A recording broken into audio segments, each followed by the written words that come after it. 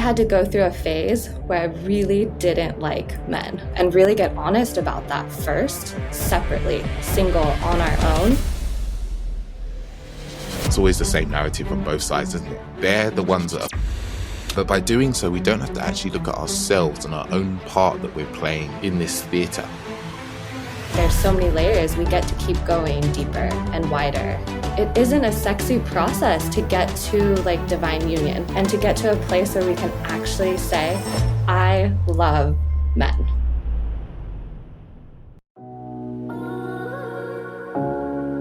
Welcome to the Authentic Man podcast. I am your host, David Chambers. This is a podcast for men who want more and less from life. More deep connection, more emotional intelligence, more self-awareness, and more great sex. And less heartache, less conflict, less overthinking, and less stress. Creating dating lives, sex lives, and relationships that are incredible and authentic. My deepest goal is that you, the listener, can take away what you hear in this podcast and apply it to your life so that you can experience greater happiness, transformational growth, deeper relationships, and profound sexual intimacy. I believe that as men, we are capable of so much more depth than we are shown or led to believe. So join me as we get deep into this.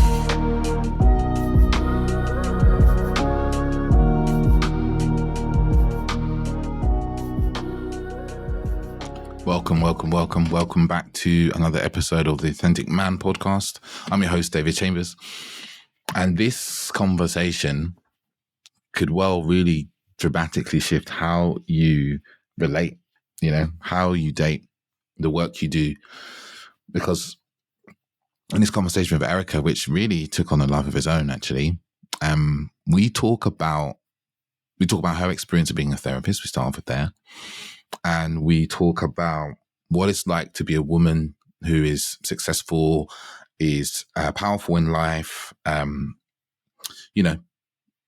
boss babe woman, and be struggling to find love and why that happens.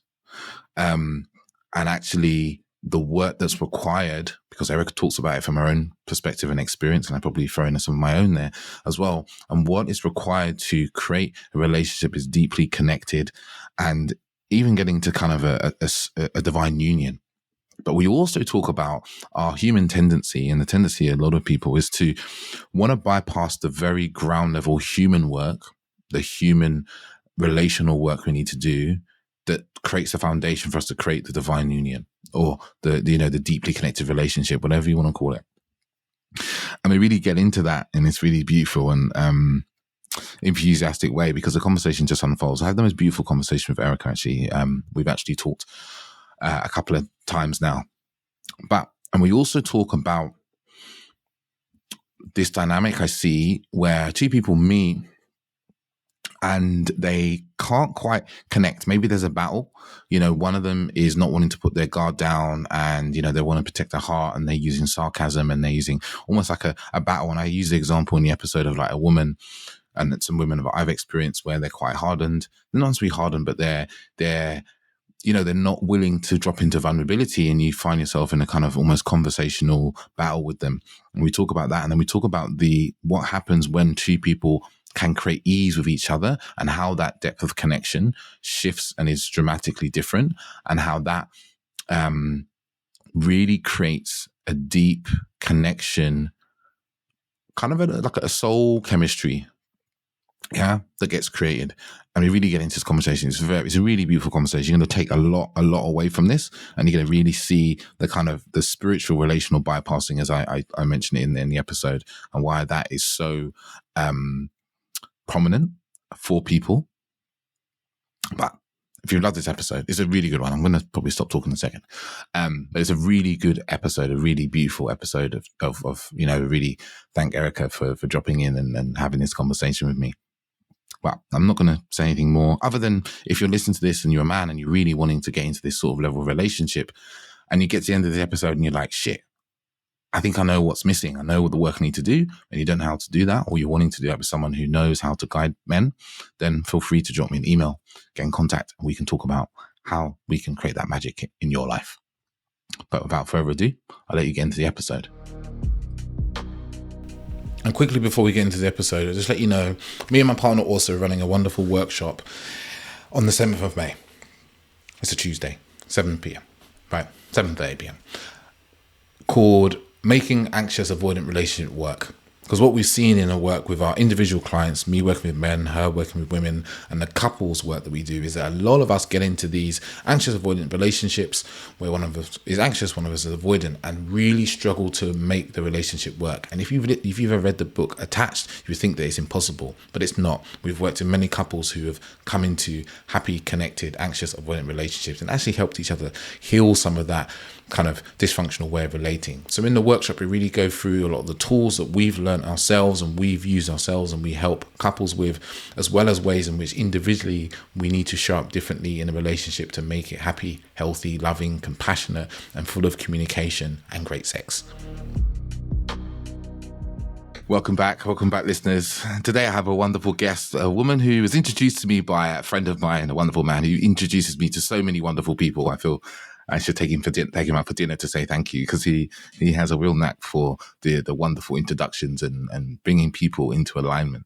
And you know, when me and this wonderful guest first spoke, it was just a quick chat, just to be like, hey, is there alignment for this piece of work that she was creating? And we just had this wonderful conversation that just flowed, and it could have literally been recorded as a podcast in and of itself, because we had so many similarities between ourselves and what we're up to. And then I was lucky enough to have a beautiful in-depth conversation about my journey and the sort of men I work with. But today we're going to turn the tables. We're going to talk about her and her work and her wonderful work she does with women who are wanting to live more from themselves, self-sourced, fall into deeper love with themselves, create inner alchemy in their own lives.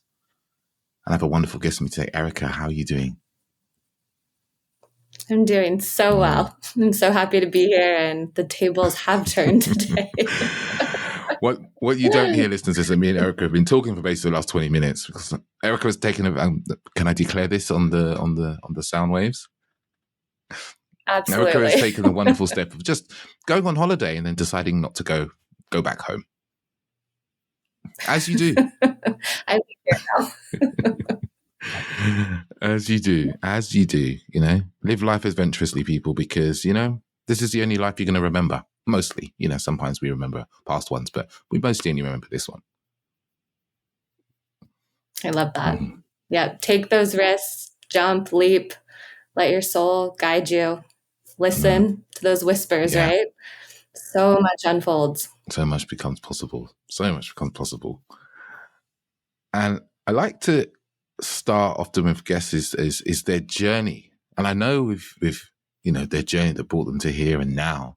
And I know from having from the conversation we had before that you've had a really technicolored journey, and many different bits and pieces that might not seem like they kind of fit together, but they beautifully do. I love that.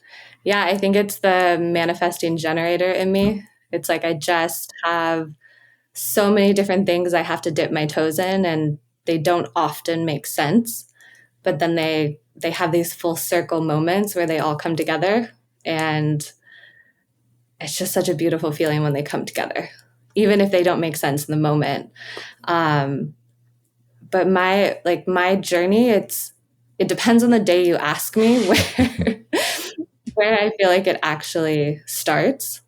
But what I share most often is that it really started like my actual awakening, if you will, or coming to more consciousness, or just even that moment of like, oh, I have a body, like, oh, I have a perception of myself. Like I'm not just in this autopilot, was actually when I was 22 and I lost my dad. He passed away from cancer and had been sick for 12 years. So all of my developmental years were spent in high levels of anxiety, wondering, is this the day that my dad's going to die? So it was over a decade of asking that question every day. And when he did pass, It was about a week or two later, I started having panic attacks, and they were just absolutely destructive and debilitating and terrifying. And it was like all of that emotion that I had been holding and containing and disconnected from, repressed, just came to the surface. And it was probably a decade long journey of really trying to make sense of panic, make sense of anxiety, make sense of all these like masculinized ways of being, all of this intensity. And through that, I really came to a place to understand the depth of trauma I had been through, and that panic was actually this invitation to come back to my body. And it was like the greatest catalyst to waking up, to healing, to growth, to choosing this path. Like, I don't think I would have chosen this path if that wasn't so painful. So that was really like my reckoning, all of just these crazy sensations coming back in my body, and learning how to be sensitive, how to master sensitivity, how to drop back into sensuality, how to live in my body, how to speak my truth, how to use anxiety as a teacher. And over that decade, the different, as you say, multicolored loops that I went on, in some capacity, all had anchors in healing, and in healing this anxiety, and finding peace within myself and presence and lots of shedding and dismantling. And that whole journey pretty much landed where I am today in the work that I do in the world. Incredible. And I know, and I mentioned it earlier, your journey's taking you on from personal training, being a therapist, competing, like trained to yoga teacher. There's a really connected things, but like it's a real variety. Variety is a word I love. There's a real variety of different things. And now to come as a coach and as a mentor. And it's a question I've asked a few people that have gone from therapy into coaching, mentoring. And it's how do you find the shift from therapy into coaching? Is it that you find it gives you more scope to work? Is therapy a really good basis for people who want to get into coaching and mentorship? I'd love to hear your thoughts on that. Yeah. So I probably have a few controversial thoughts on it that I'll share. But first off, I'm so happy that I got the educational background, a bachelor's and master's in psychology. I feel like it was a really good footing into this world. After I finished my master's, I was supposed to sit for my license. And the pathway to that was working with really challenging populations that really should have expert therapists with tons of experience working those cases. But instead, it's these people fresh out of grad school with no experience in these really, really challenging, like unsafe conditions, and working for minimum wage, and you're just in this box for a very long period of time. And to me, it felt abusive. So I said, that's a hard no for me. I'm not going this path. And the fact that I have to work with people in one state and be boxed into this, and I can only use these particular things under this degree in our work, just wasn't in resonance for me. And one of my biggest just triggers in life, this is probably more of a personal thing than a professional thing, is like when you feel in the therapy space, I always felt like I couldn't be like a full person. You're told to have no online presence, for no one to know anything about you. You're basically only line in the relational spaces. How does that make you feel? And to me, that made me feel like not human, not in a relationship. And all of this work is relational, all of it. So it just wasn't in resonance. I was like, therapy is not the path for me.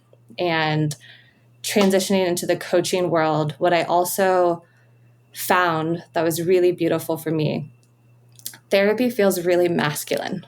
Like it's really structured and it's very formal in the language you use with people. And I think it's a really great baseline. But if we live there, there's no arrows, there's no art, there's no connection, there's no like dance. It's just very masculine and goal oriented. And so moving into this coaching space, I found like I really get to be in my feminine. I really get to like make art with people. I really get to be in a relationship with people. My clients actually get to know me. They're not holding space for me, but they know me. I'm not on a pedestal. We're like eye to eye. And to me, that's where true healing really happens because it's all relational.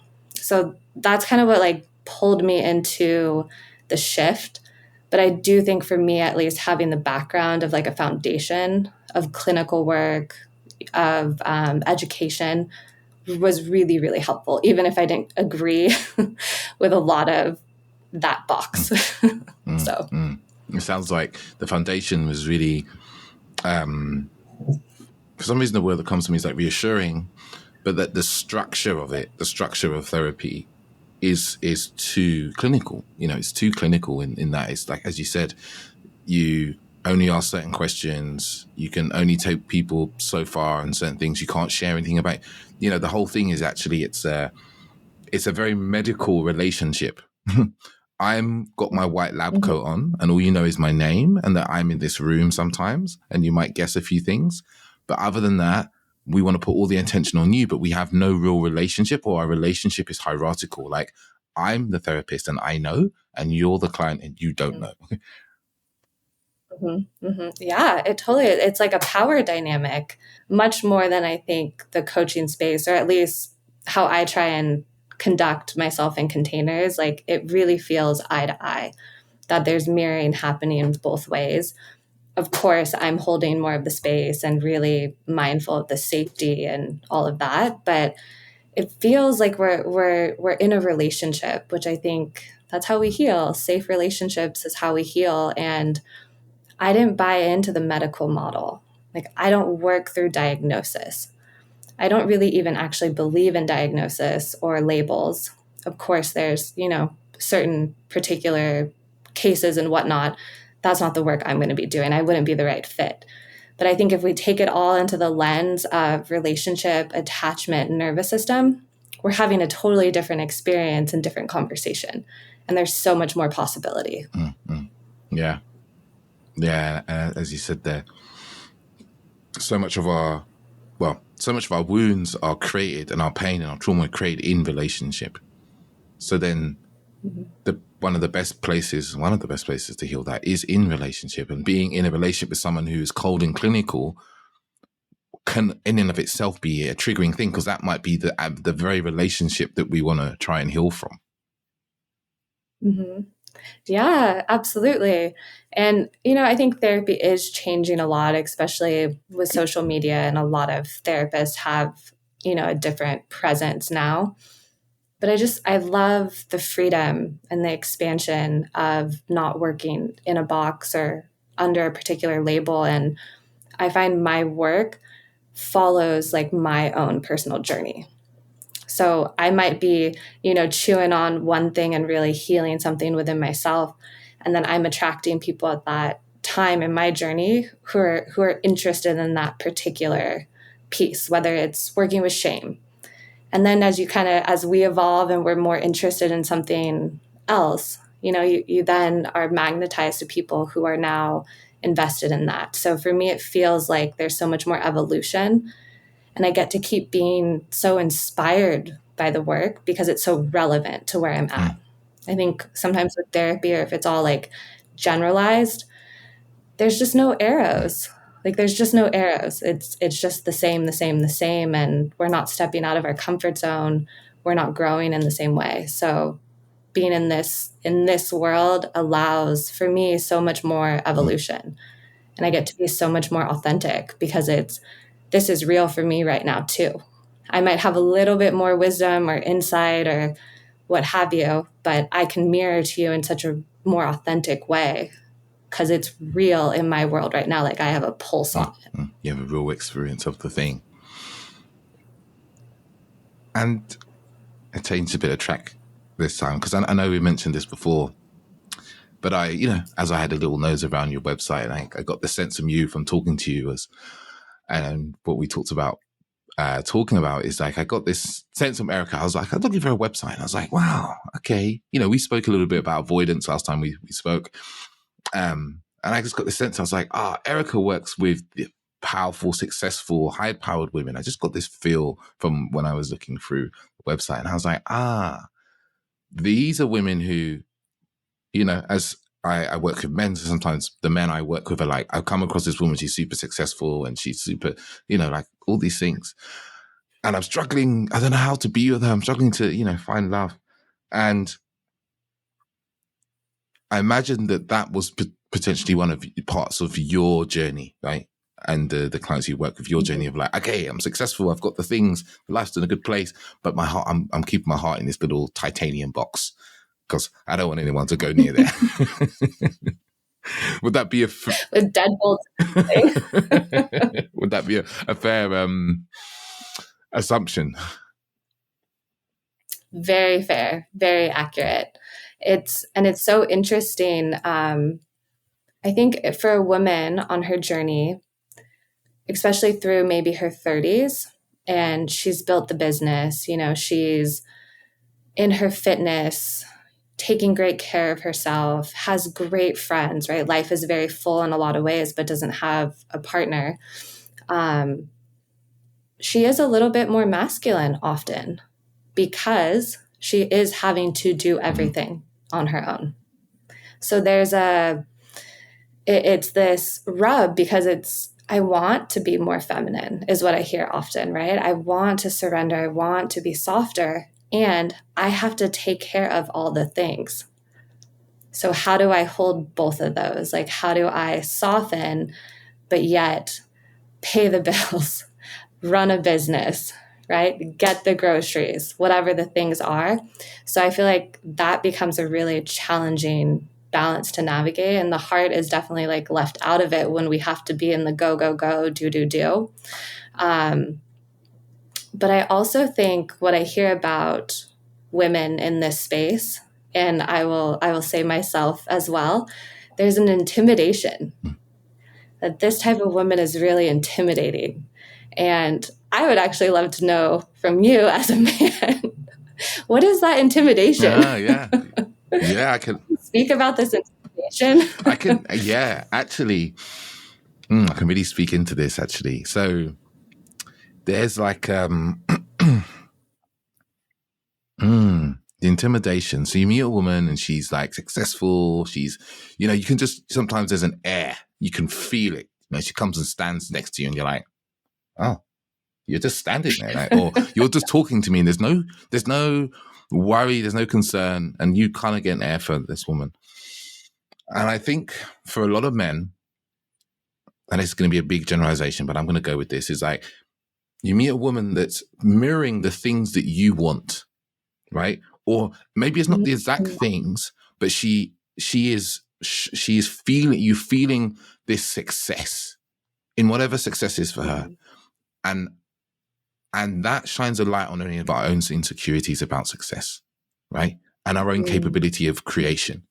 So I'll give a really live example. Last night was out, actually. I was at a panel talk, and afterwards I got talking to one of the audience members. And actually, I'm going to go back slightly. She came in the room before the talk and I didn't speak to her. And the way she walked in and just like walked in, stopped, looked around, talked to somebody quickly, stopped, looked around.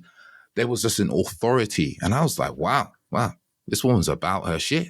I could, and for me, it's always been quite attractive to me, to be honest. It's like, oh, she's about her shit. Yeah, nice.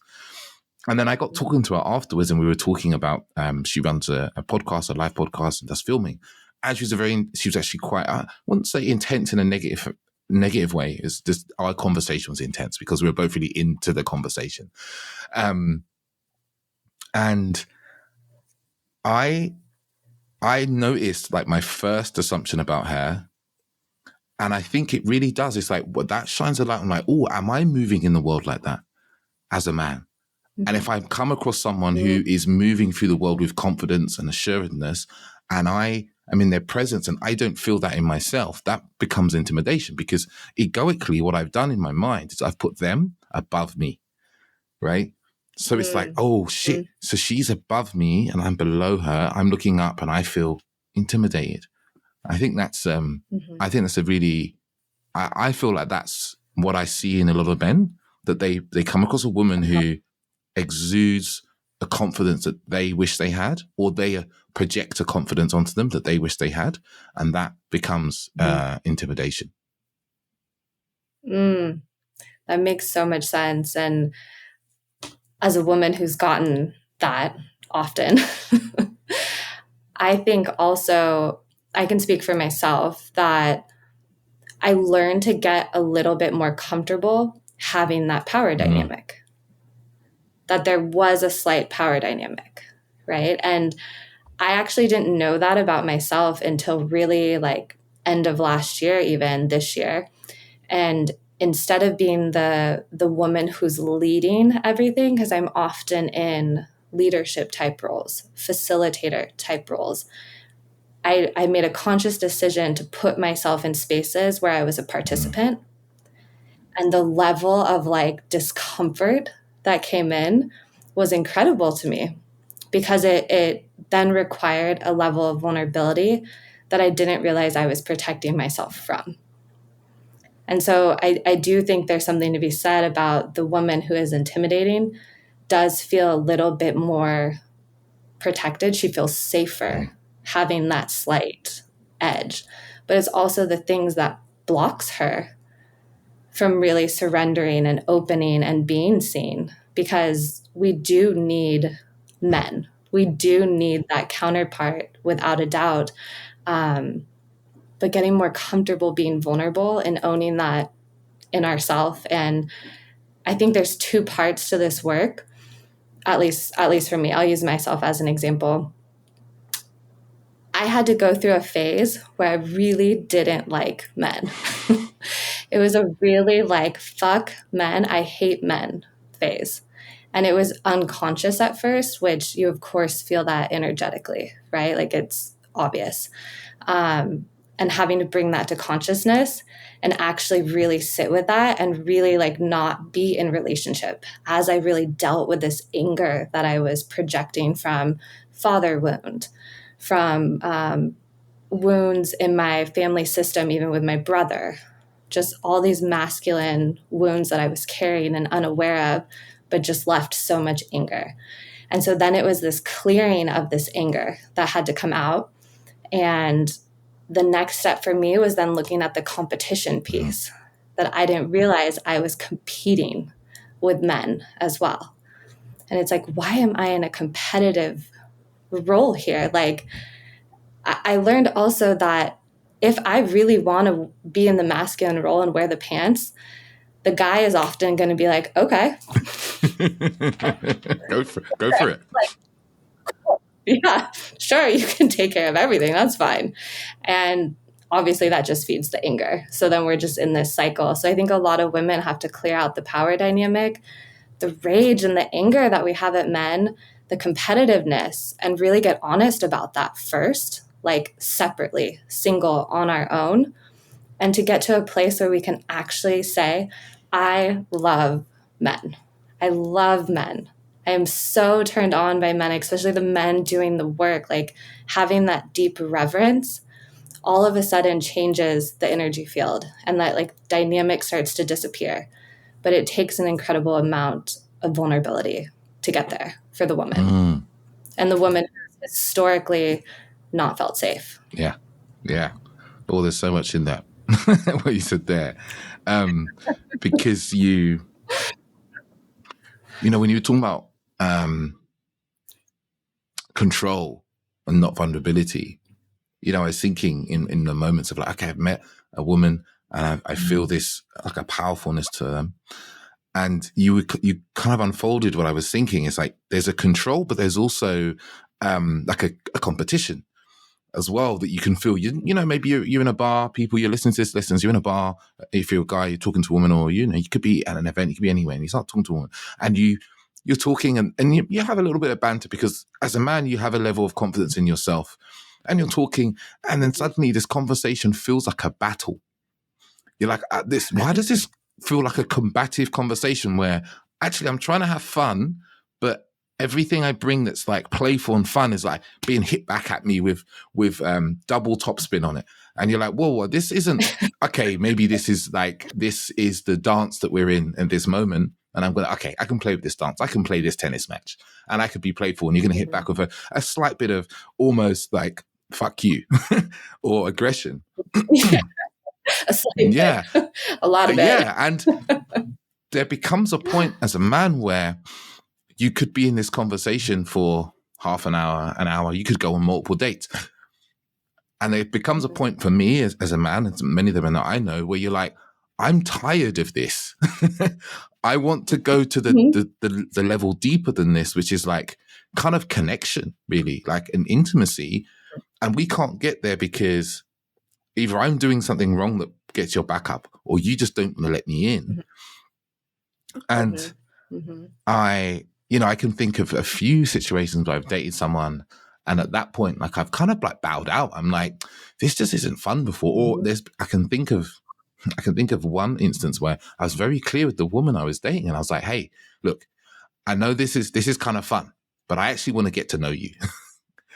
And she was like, and then she was combative. I was like, no, I've been really real here. I want to actually get to know who you are, because though this like conversational battle we're having is enjoyable to a level, it's not actually that enjoyable beyond this point.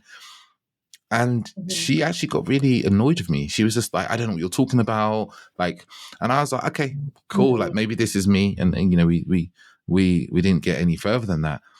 And it's this interesting dynamic of like, okay, there's a control, there's this like confrontation, this, as you talked about, like a slight rage that's simmering under the surface towards men that lands as being quite aggressive for the man. And I'm imagining that, and you tell me if this is wrong, there's probably a certain man that will stay in that dynamic with you for a long period of time where there's like a competition, and he's, you know, you can stay in that kind of tussling competition for a while, and maybe little bits of vulnerability come out, or maybe he drops you into something quite vulnerable, but actually then maybe that man isn't the sort of gentle and kind man that you really want, that can tend to your heart. Like, I'd love to know, I'd love to know your thoughts on that piece I just said there.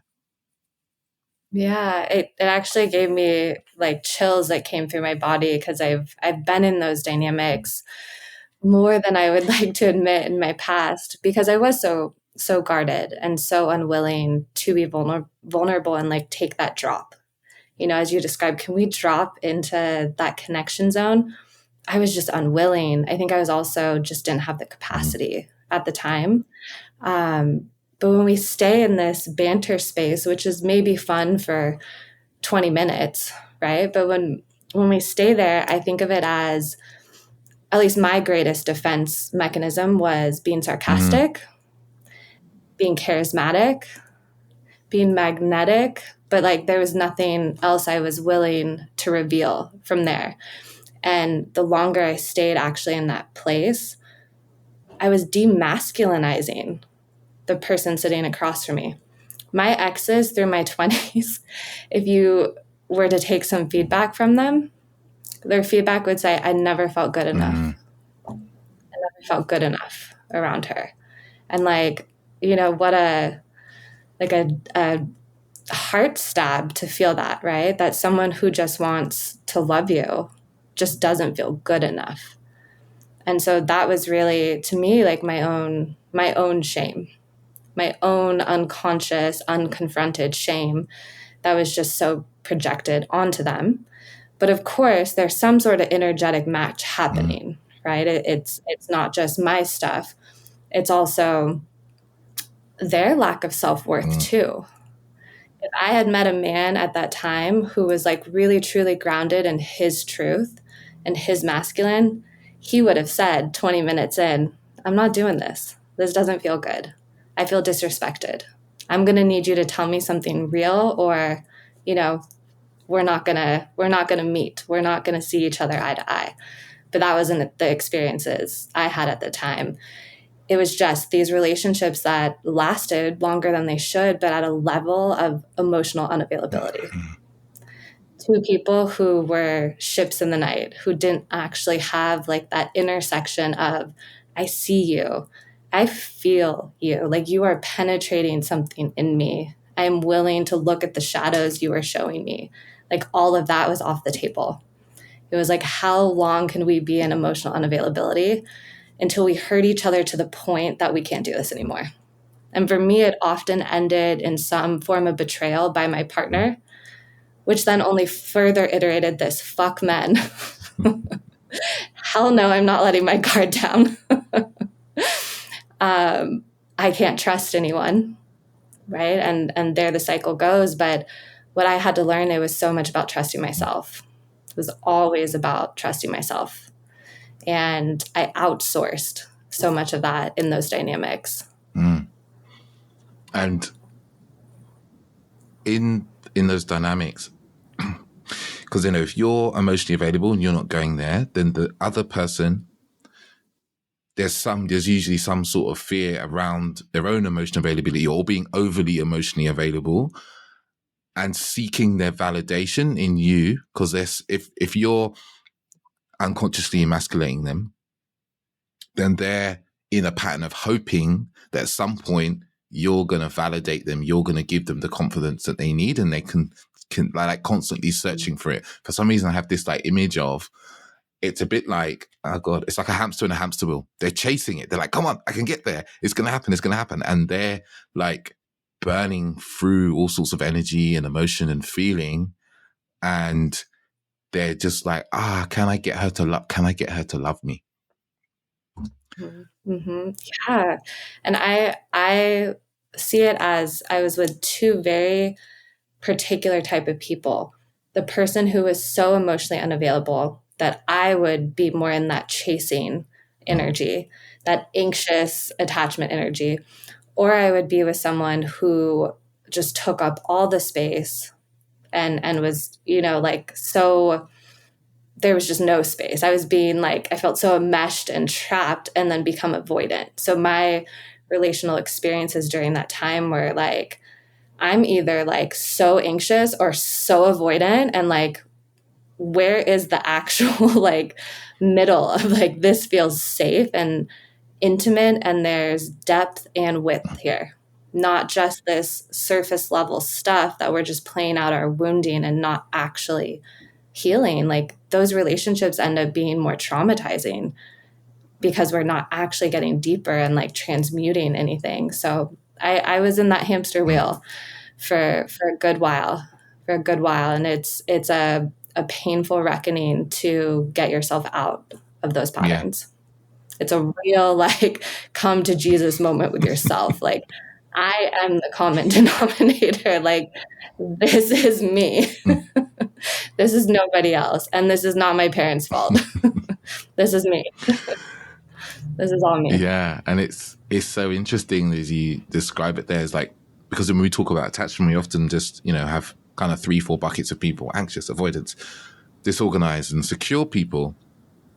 And you point to the dynamic that, I've experienced personally, you've experienced personally, I know my clients has. It's like, we will shift into a different attachment pattern with different people, like I'll speak for myself. I can think of definitely one, not so recent, but it's probably 6 or 7 years ago, with a woman I was seeing, and she was more avoidant than me. And I found myself in the like, oh my God, I really want her. I want her to, we can be really amazing together and all this. And it was something I probably hadn't really felt for a long time.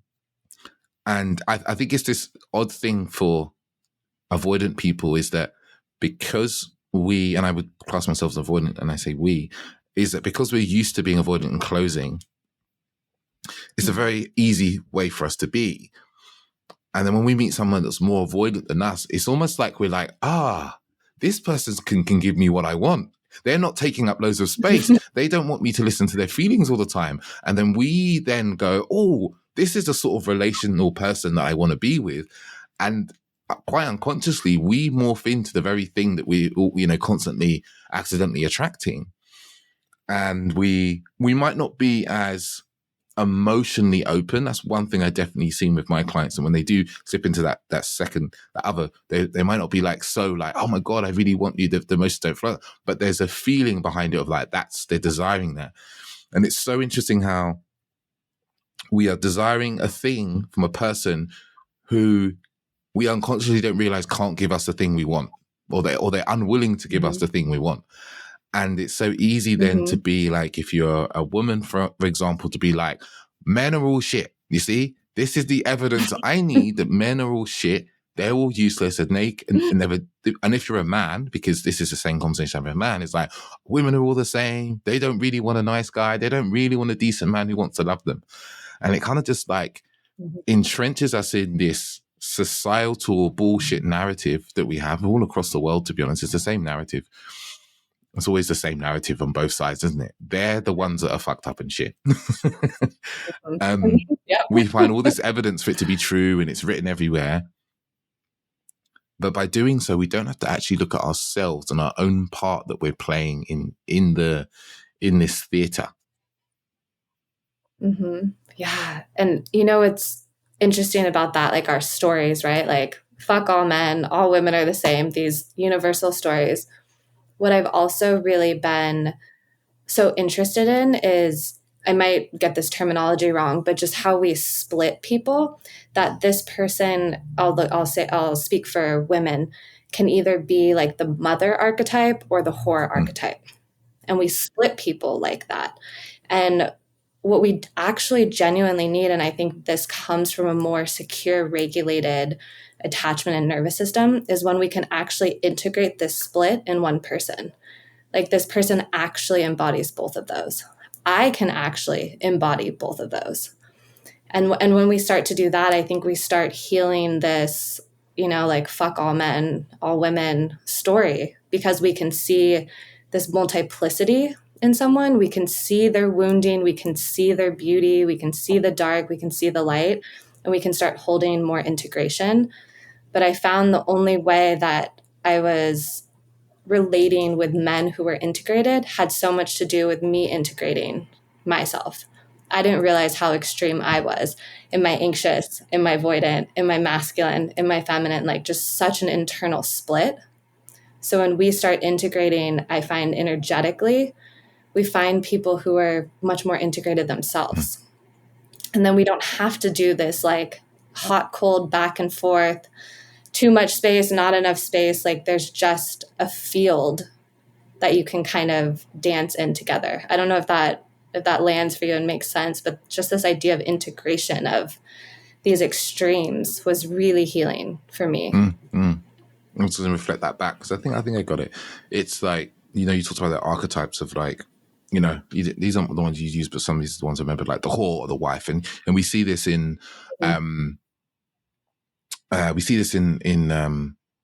people, and I'm going to say men because I work with men. And it was interesting. Someone asked me a question recently. I was away for a few days, and he asked me a question about my partner, how we met. Because when we first met, it actually was through the podcast. She came on episode 39. If you're really keen to listen to the first one, I remember that.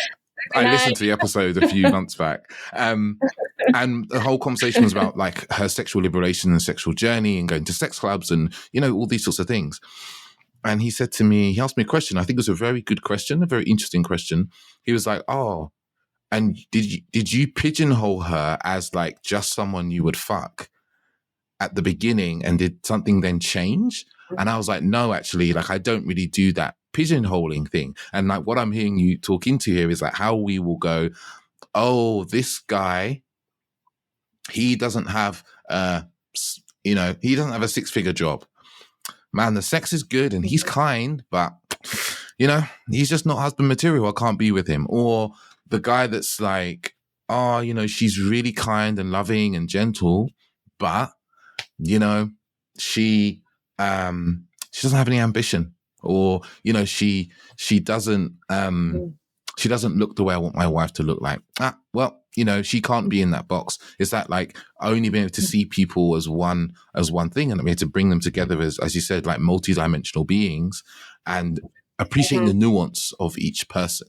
as well. Being able to be like, oh, they're a nuanced human being and they have all these different sides, and those sides make this person who they are. Yeah, yeah. And bringing these extremes together, like from a woman's perspective, in my 20s, when I was in my F-men era, it was because I was specifically dating the bad guy. That's where the chase was. Or I was specifically dating the nice guy. That was like the ick, And it's like, I think a whole person is both of those things, right? Like, he is the nice, kind, genuine person. And he's the bad guy who's going to take you in the bedroom and do all the things you've ever dreamed of, right? But it has to be this integration. And I love that you mentioned the like sexual liberation of your partner, because I think the intersection, that integration comes from us actually cleaning up our sexual energy, like our life force energy, our creative energy. Like I'm just coming off of a tantra retreat. Like that's what actually brought me to Costa Rica. And so much of it was this like polarity work and integrating these archetypes. And like we do that through our own like sexual energy, like really clearing that and purifying our desire, like purging shame and purifying desire. But it's just something about the integration when we can pull all of those things in, especially in ourselves, then everything changes. Like then we're actually relating. Like I truly think intimacy and connection has so much to do with our life force energy, that arrows. Like who is the person that you can drop down with and have like that level of connection with? There has to be that connection there for anything to stand the test of time, to want to walk through the fires with someone, to want to see through their shadows and help them transmute it. Like that arrows has to be there. And I think we only start to find arrows when we integrate masculine, feminine, dark and light, the bad guy, the nice guy, when it all like comes to the center. Yeah. Yeah. I'm having this picture of like, I'm reading The Presence Process in the moment. I'm going to start the process on Monday.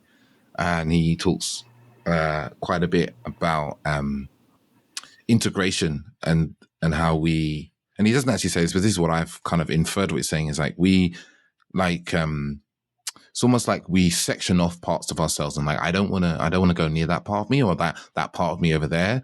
Like I don't want to go near this other part of me, and we section all those bits off, and then we often become quite reactive when we experience those parts, not of ourselves but in other people.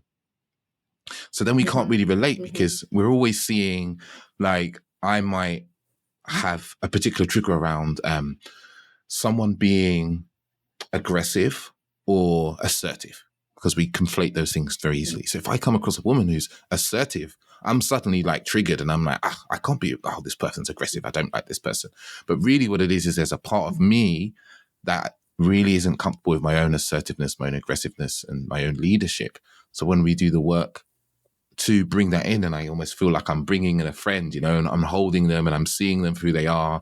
I'm like tending to their needs and so forth. We bring that into us, and the more that we do that, and as you said, we bring in that our masculine or our feminine, we start to bring them together in this like healthy integration, then we feel more whole, we feel more interconnected internally. So we just have more space to then connect with the people that we meet and actually create the type of quality and the type of texture and the type of depth of relationship or relating experiences we desire. Yeah, I so feel that it's a texture, it's a quality, it's a depth, and you feel it with someone pretty quickly, like how integrated they are, how embodied they are. To me, it's a sense of like I can look someone in the eye and drop into whatever level of conversation, and pretty quickly I can feel if we have that moment that drops. Like, all right, here we are. I can feel myself, I can feel them, like this is really nice. Or you have those moments where it's like there's no drop. I don't feel the drop happening. And for me, it's almost this experience like, I don't feel like this person knows themselves that well. I don't feel like this person is standing in self right now. I don't feel like this person is telling me their truth right now. They're performing for me, or they're trying to please me, or, you know, they're in some level of protection. I think it's a felt sense that you can get with people, like, oh, this person isn't quite in self right now. They don't know themselves. There's a real block in the field right now. Yeah. And as you're saying that, I'm thinking of moments where I've met men, and I work with men in dating sometimes, and men's dating struggles are often an attunement problem to their own emotions and other people. And they'll be like, oh, I'm doing all the things, I'm going out, I'm being social, and blah, blah, blah, blah. And I'm almost like, I don't feel you as a connected man. I feel you as someone who's really afraid. And as much as you're not even aware of that fear, or you mask it really well, the women are feeling your fear, right? Or I'll be like, what are you afraid of? They're like, I'm not afraid of anything. And I'm like, no. I'm trying to help you here. I'm not trying to like belittle you. It's like, if you're not connecting, there's a part of you, as you said, you put it so beautifully, of like, there's a part of self that you're not being with, you're not comfortable with, you're not knowing of who you are. And that creates, and the only words I have is dis-ease in other people. You don't make them sick, but there's an ease that they don't feel. And I'm going to reference a podcast episode that I listened to featuring Robert Greene, the writer of 28 Laws of Power, I think it is. And he was talking about, oh God, I've used this a few times because I think this so perfectly encapsulates what I'm feeling right now. And I don't know if it's a similar feeling for you. Is he talks about a film star from like the 50s or something. And this guy, apparently he slept with like hundreds, thousands of women. And one of these women wrote a book about her experience with him. And she said what he had was this beautiful skill of making everyone feel really comfortable in themselves. So when you were with him, and the phrase that was used in the podcast is like, you feel drunk with ease and relaxation. And and when I heard that, I was like, that is the thing. That is a thing that we want to feel in the company of other people. Is like, I want to feel that I can be comfortable being me and you're comfortable being you. And that's the like the drop, because you're comfortable being you because you can be playful and bright and even sad in this moment, but you're comfortable in doing that. And I'm comfortable receiving you because I'm comfortable with me receiving that about you and being with that and then reflecting back whatever's there's present for me. And when we experience that in a moment over a course of moments, that's like, is that, and this is kind of a question / thought, is like, is that real kind of authentic, deep chemistry? Not this kind of surface level chemistry of anxiety and fear, but this is the like, dare I say, like a soul level chemistry of two humans of like, I see you, you see me, I'm cool with me, you're cool with you, I'm cool here. I so love that. And I love how you described it, like this soul chemistry. Like it's deeper than this just like, ooh, you're hot, ooh, like butterflies thing, right? We all know how that story goes. Not well. Lots of crash and burn. But it's like that slow burn where it feels safe. It's a chemistry that feels safe. Like I feel activated and safe at the same time. Like to me, that's so beautiful. And my work recently, and I think it's really reflective of just like where I'm at too personally, is like, how do we combine that soul level with the humanness? Because we can get really in that like spiritual bypassy place where it's like, I know all the language, the divine masculine, and da da da da da. And then we could get so deep in this like grounded, boring humanness of, I feel this when you do that, and it makes me feel this way. And there's no true connection or aliveness, but it's like how these two intersect to me is so much about like what the self represents. It's like body and human, but also soul. And when we can meet someone in that place, like I think that's where true intimacy and true relating actually starts to happen, where true healing happens, where we feel that ease. And it's like, I belong. Like I am lovable. I am okay who I am, right? Like this person actually helps me feel more of myself. They want me to bring more forward. And I think that's the most beautiful place that we can land. And it can be platonic or romantic, but that space is so beautiful. But it takes two people who have done the work, who are integrated, like masculine, feminine, like left, right, but integrated top down and bottom up, right? And that space, like whatever it's called, the middle, if you will, like that's where I want to live. Like that's the people I want in my life. Those are the kind of relationships I want to have in any capacity those relationships are. And it's so expansive. It's so expansive and activating, but so safe and at peace at the same time.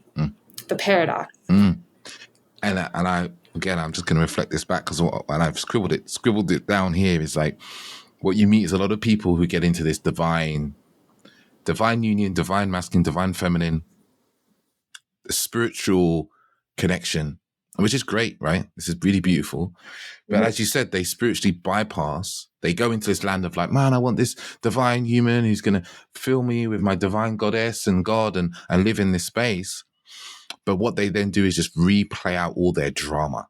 Yeah, because it's a wonderful place to play out your drama and go, well, you know, you're divine masculine, you need to just hold my messy feminine, or vice versa. But what I'm hearing you say there is like bringing that divine masculine and feminine expression while also tending to what I would call like foundational relational skills, healthy communication, boundary setting, you know, the non-sexy things, right? things are like the really dry things that people on people aren't talking about on Instagram. They're not talking about like, you know, when you're out talking about the divine masculine out there, what's probably, you know, 67% of that really is like, can you communicate your wants and needs and desires? Can you emotionally regulate yourself in the moment when there's a conflict?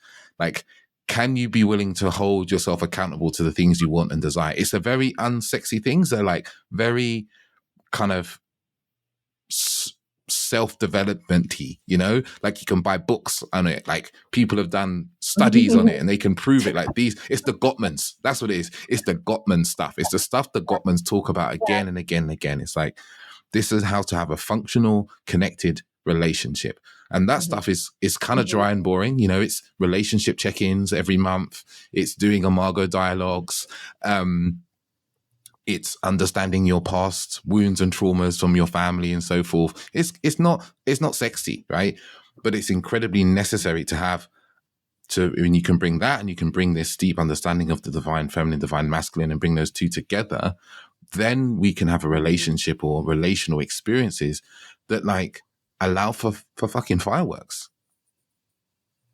It allows for anything, like anything becomes possible from that. Like when we have that nervous system capacity, then it is infinite, right? Like there's so many layers. We get to keep going deeper and wider and shining more light on these dark spaces. And it isn't a sexy process to get to like divine union, whether it's that inner divine union or in sacred partnership.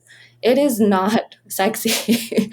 Like I'm just thinking of this example of my life, even over the last, since I got to Costa Rica and was part of this experience, how much nervous system work I've had to do to widen my capacity so that even just in this retreat experience, I could be in a circle of women and scream so loud and so big and so primally, and have the tolerance in myself to let go to that capacity. But that's not sexy. There's nothing sexy about that, but it's also then liberating, right? And that's part of like reclaiming this dark feminine, this really like primal, like, I don't need to be fucking pretty right now. I'm fucking mad and I'm going to scream about it. And I've spent a decade building enough capacity in my body to tolerate that intensity of emotion and release it. There's nothing sexy about that. But then that comes together, right, with like all these other beautiful things that make up these divine partnerships and these expansive, activating experiences. And we need both. Like I will preach that all day long. We need both. We need the human, the foundation, and the soul level evolution, desire, growth to really have intimacy in our relationships and with ourselves. Yeah. And it's just, it's, when we put it like this, it's almost like what there is out there. And I'm thinking of this is like, I feel there's a lot of conversation about divine union, sacred partnership. And I feel so often that the conversations are a form of spiritual bypassing of like, I don't want to talk about the unsexy things, the stories that I need to look at, that my negative beliefs about myself and men. I just want to like feel this beautiful, flowy energy. And it's a form of like relational spiritual bypassing. And it pisses me off, actually. I'm going to be really honest. Too. And I think underneath all of that, all it's really saying is save me. I was going to sum up this whole bypassing, floaty butterfly lightness, all light and airy. Save me. Yeah. Save me. Because I'm not willing to do the human work. Yeah. Save me. Yeah. Save me. It's so interesting to use the word human work. I had a guest on the podcast a little while ago. Actually, I spoke to him and I spoke to his partner, and they run a weekend-long workshop, and it's called Human Work.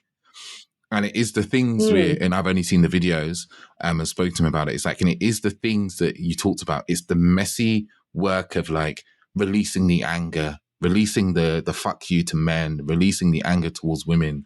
It's about screaming the screams we never got to scream before because we weren't allowed. It's about allowing ourselves to grow in our capacity to feel that much of the energy of the emotions that we didn't want to feel before.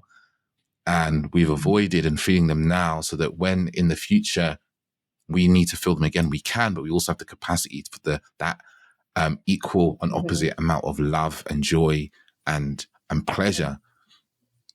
Because if we don't do that work, the screaming, the shouting, the smashing of pillows in front of 20, 30, 40 other people, when it comes to be loved in this intense and magnificent way, we won't have the capacity to accept and feel and enjoy that love. And our capacity is too small, and we'll either push it away, we'll miss it, or we'll be overloaded by it, and we'll run away. Yeah. And I think this work, this human work we're talking about, is actually what connects us to our self-worth and self-esteem. And the thing that will save us is our esteem and our worthiness and our connection to that. And, even just talking about anger and the fuck you to men, all of that for me was so because that wasn't integrated in me. I wasn't allowed to be angry, right? Like that's so not allowed for women. Do not be angry is a message you get all the time.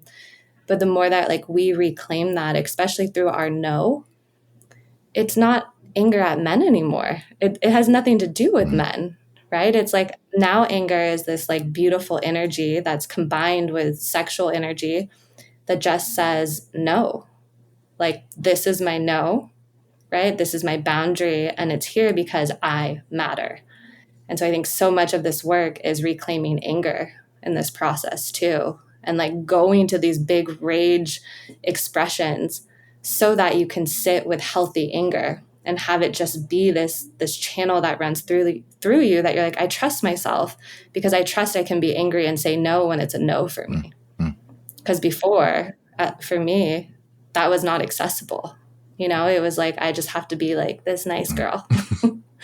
How angry are we when we have to be nice? Like it's just, it's not the vibe. No. So yeah, human work is just, it's powerful. It's potent. Yeah. And when you were talking about that anger and that no, what came to mind was you're saying no to that man that's in front of you, not so much now, in the past, no. And the aggressiveness that could come through that no isn't just about him in front of you. It's about all the times you didn't say no before. So he receives this like 100 times expression of no. And he's like, whoa, I was just asking you if you wanted a drink. Like, what? I just asked for, and he's like overblown by this. I know, but because it's been residually sitting there, or it's leaking out in these really passive aggressive ways because you need to be nice. You can be passive aggressive. You can be you can be nice and passive aggressive, and a little anger just continually leaking out into everybody. You talked about the sarcasm, the mildly inappropriate, emasculating comments and stuff like that, because of the well of anger that's gone unexpressed and that has nowhere, is trying to get out in some way.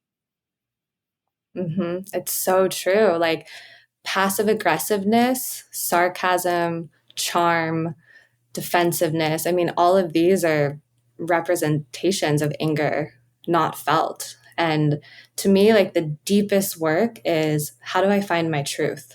Like, what is my truth and how do I directly express that with love? Because when we share truth with love, that's the connection point. I think that's what's in the middle, right? Is like when we can meet and I can have my truth and you can have your truth. There's not a competition about it. There's not a hierarchy with it. It's just, there's two truths sitting right here. Can they both exist? And the work it takes to get to our truth and be able to express it directly it's a lifelong journey. Like everything we've just talked about to me is like, if you sum it down, it's like getting to our truth. Where is my truth? Because every time I live outside of my truth, I'm in repellent energy. I'm rejecting myself if I'm not in my truth, therefore rejecting everything else that comes into my field. So it's our work of a lifetime to find our truth and to be able to share it directly. That's so beautiful. You put it there. Yeah. To find the truth of because we've got all this stuff, the pain, the trauma that gets in the way of us being to express ourselves and communicate and be. And we've got kind of the higher pieces of like the divine, the truth of the universe, the truth of our nature and being and soul. And if we can't do that work, or we try and bypass our way straight up to the divine stuff, we can't come to a truth because we're always running. We're trying to avoid something and something we don't want to go near. Either we don't want to go too high because we are afraid of the heights of love and connection and intimacy that can come with that. Or at the kind of the lower end, we are afraid of the story and the pain and the trauma we've already experienced. And, when I say it like that, it feels very much like the chakras, We work through the first few chakras because we're like, okay, let's get through the very earthly stuff, the earthly stuff like my mother wound, my father wound, how my sister used to beat me when I was, when I was young, or like, all the very earthly human pieces. And then we can transcend beyond the heart, and then we can get into the more ethereal, we can get more into the divine, the more spiritual, more the expansive, the universal pieces. Yeah. And we can't skip. Like even though a lot of things are non-linear, it's like we can't skip stages of it. Like I know for me, I still can kind of skip some heart chakra stuff, and like go through my root and my sacral and my solar and like kind of come to my throat and above. And that's still like my work, because I'm like, there's still some heart walls there. There's still some shame there. There's still some pain there. And that's like the continual work to make sure I'm going through the heart space, that I'm not just like using my fire to use my fire, but like actually going through my heart space and letting that alchemize, like really feeling it, taking it in, and then moving from there. Because I had a tendency to want to earn things I hadn't yet earned, right? Like be in a divine union, but hadn't really earned the right to be in that kind of relationship, but called it that, right? And so to me, it's like, we can't fast forward to a place that we haven't yet earned. And it's not that we have to earn love, but we have to earn standing in our worth, I think. I think we have to earn a lot of times our sense of self, especially if we've been through trauma, especially if we've been living in distortion and dysfunction. We have to earn our truth. And that's a journey. And we can't skip steps. We can't fast forward into the thing we want without doing the work. Yes. Yeah. And I really felt that. I was like, oh, there's like a tingle that went through my body of like, yeah, there's this desire we all have, whether it is whether it is I'm going to speak to myself of like business wise, I'm like, I'm here at the beginnings of my business. I want to be over there. I want to skip this middle piece, right? And I just want to get there because I want to, it's almost like I want to skip living and being a human being. And I just want to get to the promised land. Just take me to the promised land now. I want to be born and then go to the promised land. Yeah. I think it's so human of us too. But it's like we don't actually get anywhere if we're not here, right in this moment, right here, dropped in, present. But it's a journey to just be present. It's such a journey. Oh, wow. I think I'm going to stop there because I think this feels like a really wonderful piece to stop on. Oof, I know my conversation. I was looking at I was like, man, listeners, you're going to be hearing this, but you're also going to know the answer to this question, listeners. And I'm like, man, like, what am I even going to call this episode? Because I'm excited to find out what you do call it. Because it's like we've gone through this conversation and journey of like what it's like to be kind of walled up, not wanting love, why that happens. And it's like what evolves us into like a deep connection, right? Between two human beings who want that. We've also talked about the woman's experience of fuck you, wanting control and so forth. And that's exactly the same thing for men. We just change around the genders, exactly the same. And then the key of really connecting and what it takes to really connect, which is the self-work and the ease and being able to bring ease into our own body and almost like transmitting ease as a transmission. You know, like I had John Wyland on the podcast maybe 6 months ago, and he really talked about the masculine being a transmission of like depth and consciousness, but we talked about ease as a transmission that really liberates two human beings into a deeper connection. And we've kind of really talked about this spiritual relational bypassing, which maybe we need a better phrase for that, but it's such a thing that's occurring, and how we have to do the human work to really get into the sort of union that we desire, and this human desire to skip, very normal. We just want to skip. It's like we're kiddies and we want to be adults, and we're teenagers and we want to be adults, and it's only when we get to being in our old age that we're like, oh shit, we either accept or we want to kind of look back. But this is I'm kind of recounting this as gold, and this has just been beautiful to listen through, and I actually look forward to listening to this back again. And I imagine the listeners are wondering, like, man, I want to listen to some more Erika. This woman's got some fire that I need in my life. So yeah, where can the listeners hear more from you about what you've got coming up, and the gifts that you're bringing to the world? Thank you. The best place to find me is on Instagram at I am Erika Straub. And I think by the time this episode drops, my podcast will also hopefully be out in the wild by that time. It's called Return to You. And I will also be opening space around that time for the women's group I hold that's called Self-Sourced. And it's a lot of the different things we touched on today. So those are the best places to find me. And listeners, race over there, race over to listen to more. I've had the pleasure of talking to Erika a number of times, and the conversations are always absolutely enthralling. So I'm looking forward to hearing and seeing a podcast come out in the world as well.